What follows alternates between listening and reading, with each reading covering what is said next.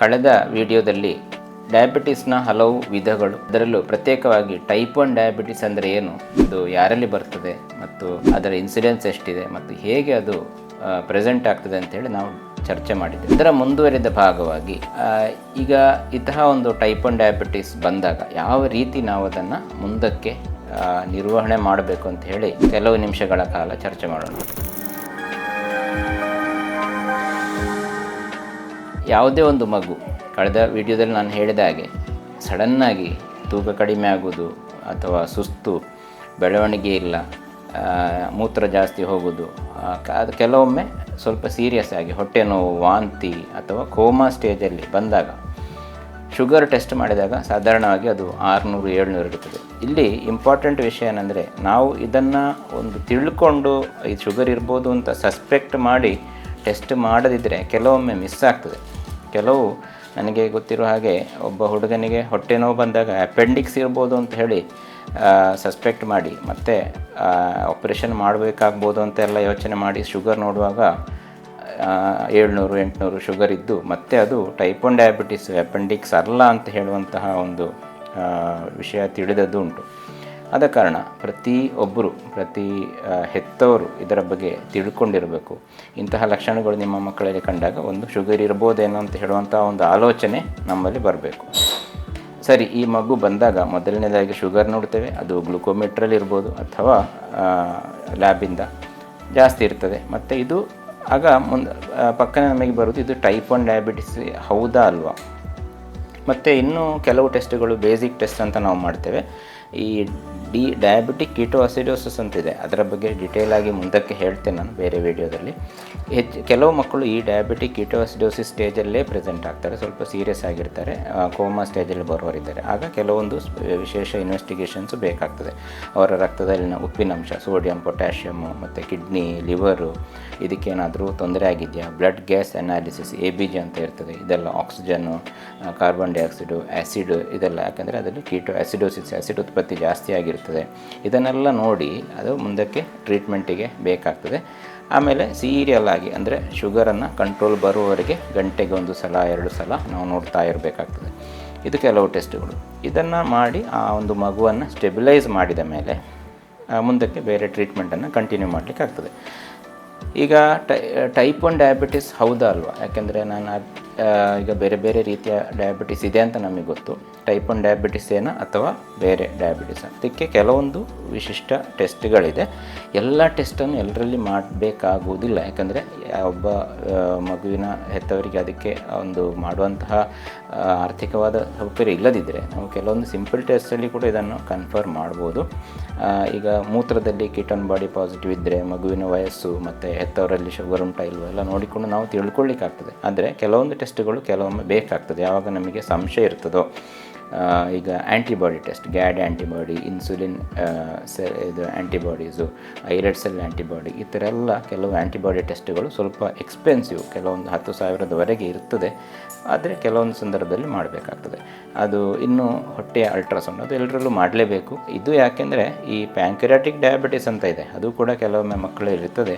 Pancreas ಗ್ರಂಥಿಯಲ್ಲಿ, ಮೇದೋಜೀರಕ ಗ್ರಂಥಿಯಲ್ಲಿ ಕಲ್ಲು ಬಂದು ಆಗ ಇದು ಅದರಿಂದ ಬರುವಂಥ ಶುಗರ್, ಅದು ನಾವು ಇದು ಅಲ್ಟ್ರಾಸೌಂಡ್ ಮಾಡದಿದ್ದರೆ ಅಥವಾ ಒಂದು ಎಕ್ಸ್ರೇ ಸಿಂಪಲ್ ಆದಂಥ ಒಂದು ಟೆಸ್ಟ್ ಮಾಡಿದರೆ ಅದು ಕೂಡ ಮಿಸ್ ಆಗ್ತದೆ ಕೆಲವೊಮ್ಮೆ. ಆಗ ನಾವು ಈ ಡಯಾಬಿಟಿಸನ್ನು ಸರಿಯಾಗಿ ಪತ್ತೆ ಹಚ್ಚದೆ ಟ್ರೀಟ್ಮೆಂಟ್ ಕೊಟ್ಟ ಹಾಗೆ ಆಗ್ತದೆ.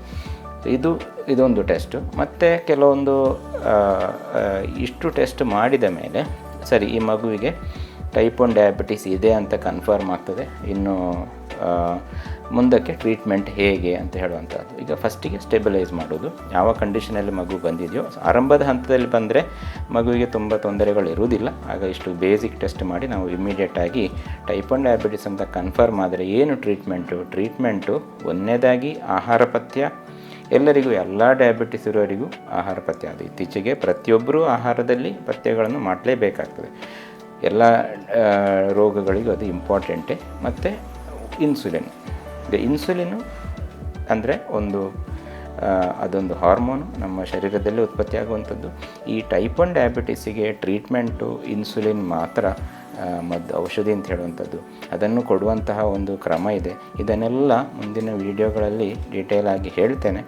ಈಗ ಇವತ್ತಿನ ವಿಡಿಯೋದಲ್ಲಿ ಆಹಾರ ಪಥ್ಯ ಹೇಗೆ ಅಂತ ಹೇಳುವಂತಹ ಒಂದು ಸಣ್ಣ ಇಂಟ್ರೊಡಕ್ಷನ್ ಮಾತ್ರ ಕೊಡ್ತೇನೆ ನಾನು. ಈ ಪ್ರತ್ಯೇಕವಾಗಿ ಈ ಮಕ್ಕಳಿಗೆ ಆಹಾರದಲ್ಲಿ ಇದೇ ಈಗ ಒಂದು ಡಯಾಬಿಟಿಸ್ ಇರುವಂತಹ ಒಂದು ಪ್ರತ್ಯೇಕ ಆಹಾರ ಕ್ರಮ ಅಂತ ಹೇಳಿ ಇಲ್ಲ.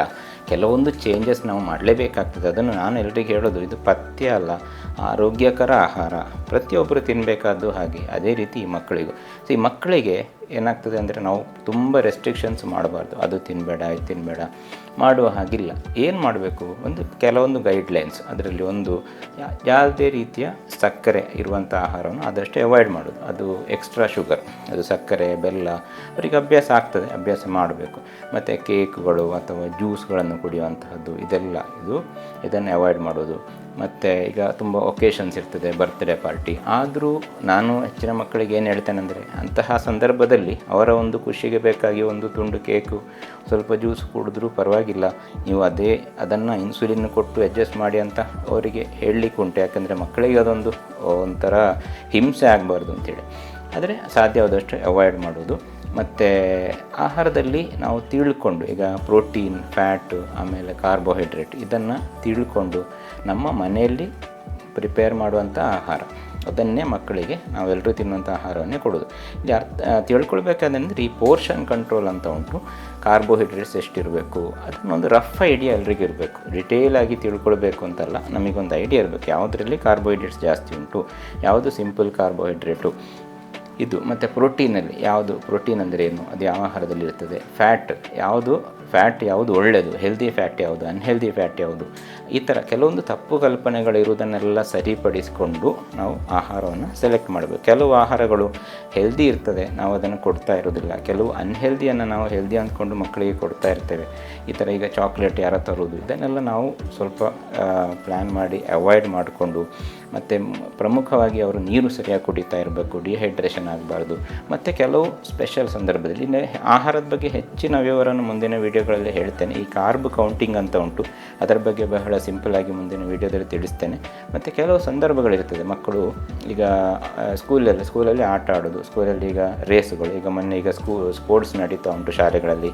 ಇಂತಹ ಮಕ್ಕಳು ಹೇಗೆ ಅದರಲ್ಲಿ ಭಾಗವಹಿಸ್ತಾರೆ. ಬಹಳ ಒಂದು ಖುಷಿಯ ವಿಚಾರ ಅಂದರೆ, ನಾವು ಟ್ರೀಟ್ ಮಾಡ್ತಾ ಇರುವಂತಹ ಒಂದು ಮಗು, ಅವಳು ಈಗ 9ನೇ ಕ್ಲಾಸು, ಮೊನ್ನೆ ನನಗೆ ಫೋಟೋ ಕಳಿಸಿದ್ಲು. 4 ಕಾಂಪಿಟೇಷನಲ್ಲಿ ಫಸ್ಟ್, ಸೆಕೆಂಡ್ ಬಂದಿದ್ದಾಳೆ, ಥರ್ಡ್ ಬಂದಿದ್ದಾಳೆ. ಅದು 100 ಮೀಟರ್ಸು, 200 ಮೀಟರ್ಸು ಮತ್ತೊಂದು ಸ್ಪ್ರಿಂಟು, ಎಲ್ಲದರಲ್ಲಿ ಫಸ್ಟು ಸೆಕೆಂಡು, 4 ಸರ್ಟಿಫಿಕೇಟ್. ತುಂಬ ಖುಷಿ ಆಯಿತು ನೋಡಿ. ಯಾಕಂದರೆ 2 ವರ್ಷದಿಂದ ಡಯಾಬಿಟಿಸಿಂದ ಈ ಥರ 4 ಸಲ ಇಂಜೆಕ್ಷನ್ ಕೊಟ್ಟು ಶಾಲೆಗೆ ಹೋಗಿ ಕಲಿತಾ ಇದ್ದಾಳೆ. ಅದು ಇಂತಹ ಒಂದು ಅಚೀವ್ಮೆಂಟ್ ಮಾಡಿದ್ದಾರೆ ಅಂತ ಹೇಳಿದಾಗ, ಇದು ಬೇರೆ ಮಕ್ಕಳಿಗೆ ಕೂಡ ಅದನ್ನು ವಾಟ್ಸಪ್ಪಲ್ಲಿ ಶೇರ್ ಮಾಡಿದೆ ನಾನು. ಇದೊಂಥರ ಇನ್ಸ್ಪಿರೇಷನ್. ಇಂತಹ ಸಾಧನೆ ಮಾಡುವಂಥ ಮಕ್ಕಳು ತುಂಬ ಇದ್ದಾರೆ.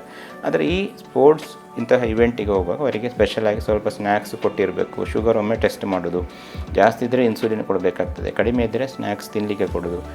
ಇದನ್ನು ನಾವು ಸ್ವಲ್ಪ ಮ್ಯಾನೇಜ್ ಮಾಡಬೇಕು. ಇಂತಹ ಎಲ್ಲ ವಿಚಾರಗಳನ್ನು ಬಹಳ ಗಮನದಿಂದ ಪೇರೆಂಟ್ಸು ಮತ್ತು ನಾವು ಡಾಕ್ಟರ್ಸು ಮತ್ತು ಶಾಲೆಗೆ ಹೋಗುವ ಮಕ್ಕಳಲ್ಲಿ ಅಲ್ಲಿಯ ಶಿಕ್ಷಕರು ಮಾಡೋದ್ರಿಂದ ಇಂತಹ ಮಕ್ಕಳಲ್ಲಿ ಬಹಳ ಸಲೀಸಾಗಿ ಇದನ್ನು ನಾವು ಮ್ಯಾನೇಜ್ ಮಾಡ್ಬೋದು. ಯಾವುದೇ ರೀತಿಯ ಆತಂಕ ಅಥವಾ ಭಯ ಮತ್ತು ಇದು ಮಾಡಬೇಕಾಗಿಲ್ಲ. ಮತ್ತು ಇದೊಂದು ಬರ್ಡನ್ ಆಗದೇ ಇರಬಾರ್ದು ಅಂತೇಳಿ ಮಕ್ಕಳಿಗೆ ಆರ್ಥಿಕವಾಗಿ ಸಂಕಷ್ಟದಲ್ಲಿರುವಂತಹ ಹೆತ್ತವರಿಗೆ ನಾವು ಇದಕ್ಕೆ ಪ್ರಾಜೆಕ್ಟ್ ಸ್ವೀಟ್ ಚೈಲ್ಡ್, ನಾವು ಇದರಲ್ಲಿ ಉಚಿತವಾಗಿ ಇನ್ಸುಲಿನ್ನು, ಗ್ಲುಕೋಮೀಟ್ರು ಮತ್ತು ಸ್ಟ್ರಿಪ್ಸು ಕೊಡ್ತಾ ಇದ್ದೇವೆ ಅಂತ ಹೇಳಿ ಮುಂಚೆ ನಾನು ತಿಳಿಸಿದ್ದೇನೆ. ಅದನ್ನು ಕೂಡ ದಯವಿಟ್ಟು ಉಪಯೋಗಿಸ್ಕೊಳ್ಬೋದು ಮತ್ತು ಬೇರೆಯವರಿಗೆ ಇದನ್ನು ತಿಳಿಸಿ ಅಂತ ಹೇಳ್ತಾ ಮುಂದಿನ ವಿಡಿಯೋದಲ್ಲಿ ಇನ್ನೂ ಕೆಲವು ವಿಚಾರಗಳನ್ನು ತಿಳಿಸ್ತೇನೆ. ನಮಸ್ತೆ.